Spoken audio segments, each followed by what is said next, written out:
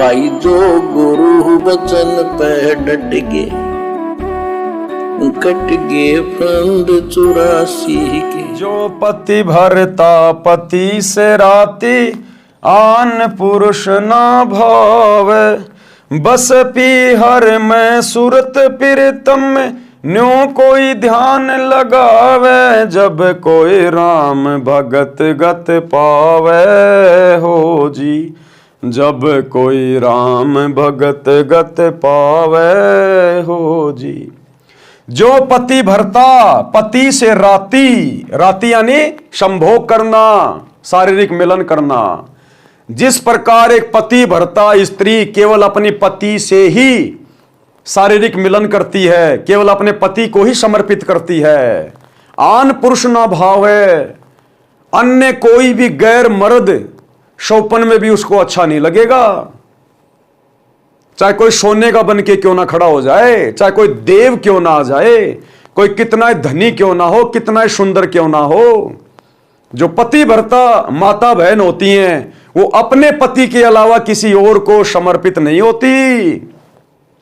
इसी प्रकार भक्ति मार्ग में जो पति भरता आत्मा होती हैं, भक्ति मार्ग में पति भरता आत्मा वो होती हैं जो केवल एक अपने सतगुरु के अलावा किसी और की पूजा ना करे, अपने सतगुरु के अलावा किसी और को अपना इष्ट मान के ना पूजे। और यही धोखाकारी है सतलोक आश्रमों से जुड़ी हुई 90% संगत। अपने सतगुरु को अपना इष्ट नहीं मानती, और जो इनके महीने में उस कागज के टुकड़े को, दाढ़ी मूछ वाली कबीर जी की समझे जाने वाली नकली मुर्दा फोटो को अपना इष्ट मान के, अपना पति मान के, कबीर मान के उसका कबीर प्रकट दिवस मना रही है। तो यहां पर संगत धोखा खा रही है।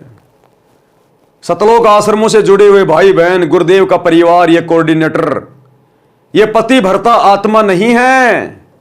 इनके तो 5-5 पति है, 5-5 पति वैश्या भक्ति कर रहे हैं। महाभारत की द्रौपदी वाली आत्मा बन के घूम रहे सभी। इनके सबके घरों में, इनके दरबार में आप कभी जाना, इनके दरबार में एक फोटो मिलेगी, बीच में सतगुरु रामपाल जी, इस कोने में दाढ़ी मूछ वाले नकली कबीर जी, इस कोने में गरीबदास जी की फोटो, नीचे वाले कोने में दादा गुरु जी की फोटो, इस वाले कोने में पंडित चिदानंद जी की फोटो। अरे कितने पति हैं तुम्हारे? तुम पतिव्रता आत्मा नहीं हो। ये तो वैश्या भक्ति है। वैश्या को पता ही नहीं होता मेरे कितने पति हैं। और पति भरता पद पे आए बिना सतगुरु अपना वो आशीर्वाद नहीं बख्शेगा जिससे हमारा ज्ञान योग खुले, हमें सद्बुद्धि आए, हम भक्ति मार्ग पर आगे बढ़ें, दृढ़ होकर भक्ति कर सकें, समाज की परंपराओं से संघर्ष कर सकें। वो हिम्मत उसी समय आएगी जब सतगुरु अपना आशीर्वाद देगा, विशेष मेहर बख्शेगा, पल पल साथ रहेगा। और सतगुरु पल पल उसी आत्मा के साथ रहेगा जो पति भरता पद पे आ जाएगी, केवल अपने गुरु के अलावा किसी और को कबीर नहीं मानेगी, नहीं पूजेगी। तो कहते हैं जो पति भरता पति से राती, आन पुरुष ना भावे। और बसे पीहर में प्रीत सुरतम में, न्यों कोई ध्यान लगावे। वो पतिव्रता स्त्री अपने पीहर चली जाएगी तो भी उसका ध्यान पल पल अपने ससुराल में, अपने पति में रहेगा। क्या कर रहा होगा, क्या खा रहा होगा, क्या सोच रहा होगा, पल पल उसका ध्यान वहीं रहता है। तो इसी प्रकार हम इस सांसारिक काल के लोक में घूमेंगे फिरेंगे, रोजी रोटी के लिए भी धक्के खाएंगे, और भी अनेक काम यहां पे हमारे को करने पड़ते हैं। मजदूरी भी कर रहा है, कोई नौकरी कर रहा है, लेकिन पल पल भगत का चिंतन, भगत का ध्यान अपने सतगुरुदेव के चरणों में होना चाहिए।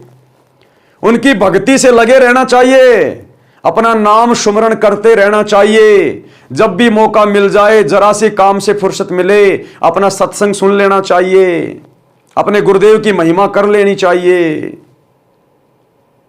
बशे पीहर में और सुरत प्रीतम में कर रहे हैं काम धंधा, गाड़ी पे आ रहे हैं जा रहे हैं, लेकिन ध्यान गुरु की भक्ति में, गुरु के गुणगान में, सुमरण में।